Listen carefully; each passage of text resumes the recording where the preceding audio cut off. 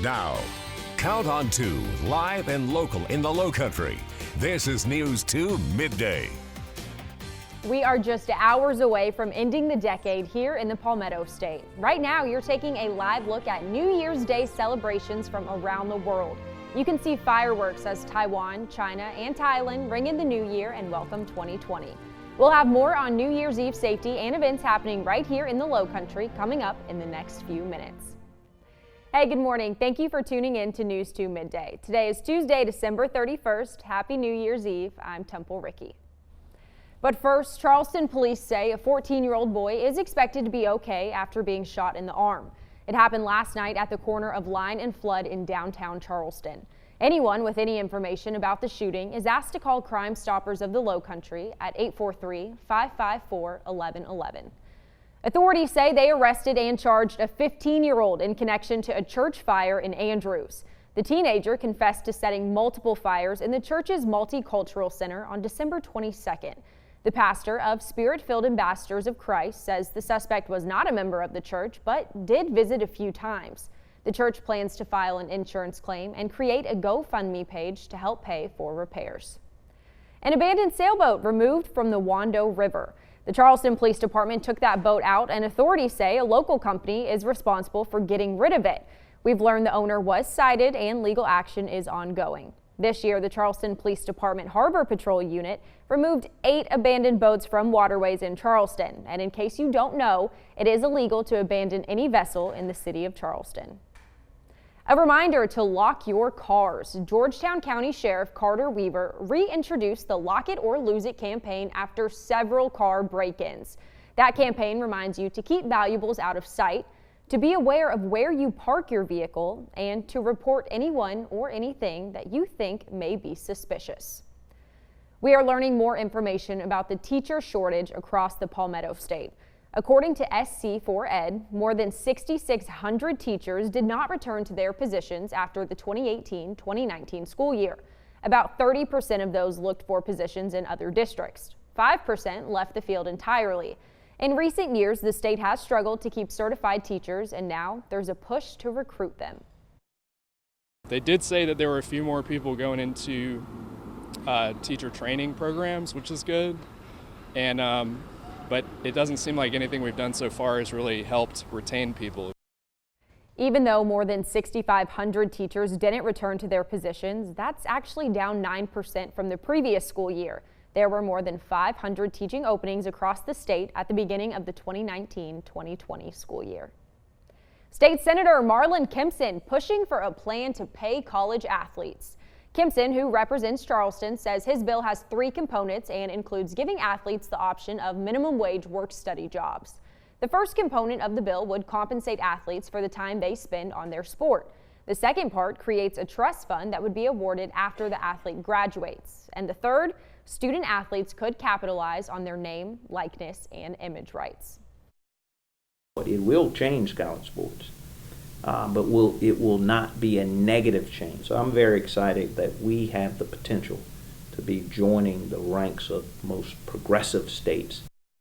A trust fund created by the state would be used to pay the athletes. It would come from percentages of gross revenue generated by college sports. Under Kempson's bill, each student athlete could earn up to $25,000 from their trust funds.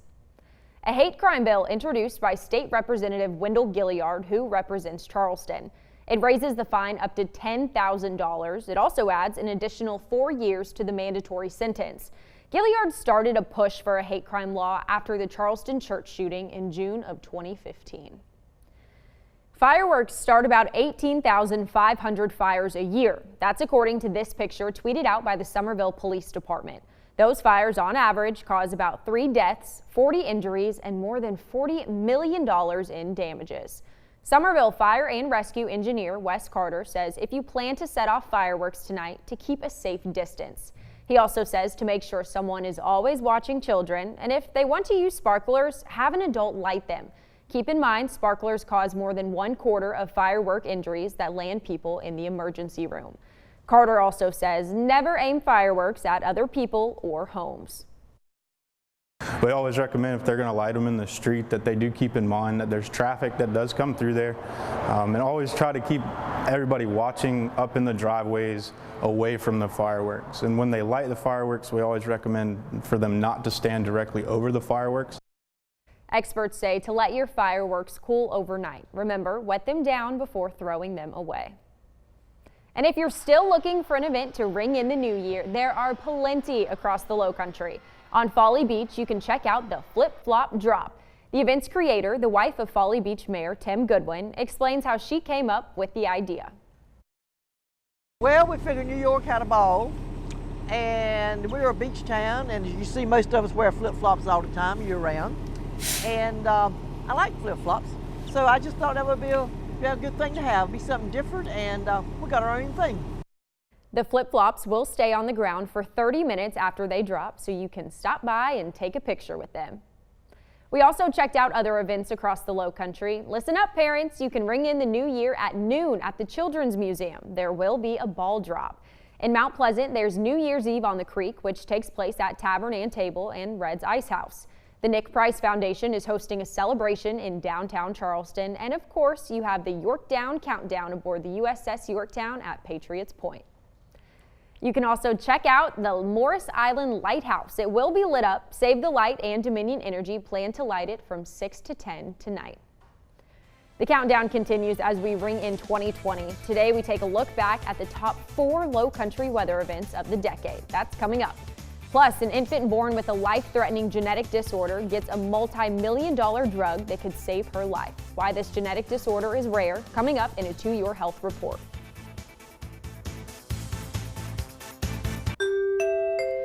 Just into the newsroom, the Mount Pleasant Police Department has closed the Ben Sawyer Bridge because of a boat in distress. We're told the boat is drifting towards the bridge, and reports say the sailboat is dragging an anchor and being carried by the wind. The Coast Guard and Sullivan's Island Fire is assisting. We are on our way to the scene, and we'll bring you more information as it becomes available. All right, 11:14 REL, time for a check of the forecast, and it feels so different this morning from what we woke up to yesterday. Yeah, about 15 to 30 degrees different out there in the colder direction. Blue skies, though, as you're heading out for the lunchtime hour here. I'd like to call days like today. To Your Health, sponsored by Whitlock Opticians and Daughters. A Central Arkansas infant born with a life-threatening genetic disorder gets a multi-million-dollar drug that can help save her life. She is the first baby in the state whose insurance has agreed to pay for it. News 2's Carolyn Murray reports it's such a big step since babies born with this genetic disorder only have a few months to try and get treatment before it's too late. And the final preparations are underway for tonight's New Year's Eve ball drop in Times Square. The New York Police Department is expecting 1.5 million people to attend the historic event. You can tune in for NBC's New Year's Eve broadcast with Carson Daly starting at 11:30 right here on WCBD. And listen up, you can ring in the new year with a splash. The 7th annual Bill Murray Look-A-Like Polar Bear Plunge is tomorrow. Event coordinator Kelly Russ is here with us with all the details. And Kelly, the theme for this year is Ghostbusters. It is. So Ghostbusters 2020 is planned to be released this summer. So we thought that's a great theme for this year. We always try to tie it in with some sort of anniversary. I mean, Bill has so many movies, but we've never done Ghostbusters. So we thought it was perfect to do it this year. Oh, I definitely agree with that. And for people who don't know what the Bill Murray Look-A-Like contest is, I mean, it's pretty self-explanatory, but explain what happens. Yeah, so we have a costume contest. It is the Bill Murray Look-A-Like Polar Bear Plunge. So we encourage everybody to dress up as your favorite Bill Murray character. Obviously, if you do Ghostbusters, that's great. So we have registration at noon. It's $5 for 18 and up. It's free for kids. We've got some great prizes, hotel stays, gift cards for restaurants, etc. And then we'll do the actual judging at 1 o'clock, and then we plunge at 2. So please come dressed up, favorite Bill Murray character, just dressed up however you want. It's just a lot of fun. It's a great way to ring in the new year. And you can see the videos on your screen of the past year. So many people out there, and the idea is really just to get people to come to Folly Beach. Yeah, this is not this isn't a fundraising event. It's just come out, enjoy Folly. We have a Bloody Mary competition going on all weekend at all the restaurants. You can go and vote for your favorite Bloody Mary on the Visit Folly app. And then we also have the flip-flop drop tonight, as well as fireworks, and then the plunge tomorrow. So it's just hey, come and enjoy New Year's on Folly Beach. And a lot of people running into the water right there. We just had that up for you. But what can people expect if they've never jumped into the ocean in January? I would definitely bring a change of clothes. It shouldn't be too terribly cold. I mean, 2 years ago was really cold, but I mean, it's probably gonna be about 60 degrees in that water. So bring a change of clothes. We'll have Polar Bear Plunge shirts there for sale as well, so you can always grab one of those. But dress up and just go for it. You know, it's great. It's a lot of fun. All right, dive in. Well, thank you so much for being with us, Kelly. We will get all these details posted to our website, counton2.com. Now, Count on 2, live and local in the Lowcountry. This is News 2 Midday. Hey, good morning. Thank you for tuning in to News 2 Midday. Today is Tuesday, December 31st. Happy New Year's Eve. I'm Temple Ricky. Good morning, everybody. I'm meteorologist Ariel Hooley. I feel a lot of pressure today with that big New Year's Eve forecast. People ready to head out and ring in the new decade. Grab a jacket. Yeah. Thank you, Ariel. We are just hours away from the start of the new year, and once again, hundreds of thousands of people will pack Times Square in New York City to watch the iconic crystal ball drop, counting down the final moments of 2019. Chris Ballone joins us with more from the site of one of the world's biggest parties. On this day, 156 years ago, enslaved African Americans were celebrating their newfound freedom as the Emancipation Proclamation went into effect January 1st, 1863. In honor of the historic day, the LOOK-A-UKE Cultural Heritage Corridor is hosting a watch night and Emancipation Proclamation. News 2's Danielle Hensley is live in downtown Charleston with the preview of the events. Danielle? Thank you, Danielle. January is Interfaith Harmony Month in the city of Charleston. Events are dedicated to looking at the Holy City's history and celebrating different faiths. It comes as the city celebrates its 350th anniversary. 20 different groups shared their beliefs during last night's gathering of the faiths at Seacoast Church in West Ashley. Monday, Mayor John Tecklenburg laid out why this is so important. Events continue throughout the month of January in the city of Charleston. We have a full list. You can head to our website, counton2.com. A warning from the Georgetown County Sheriff's Office about a phone scam. We're told a scammer calls saying they are Aaron Davis with the Sheriff's Office. They then ask for a credit card number to pay for civil or criminal warrants.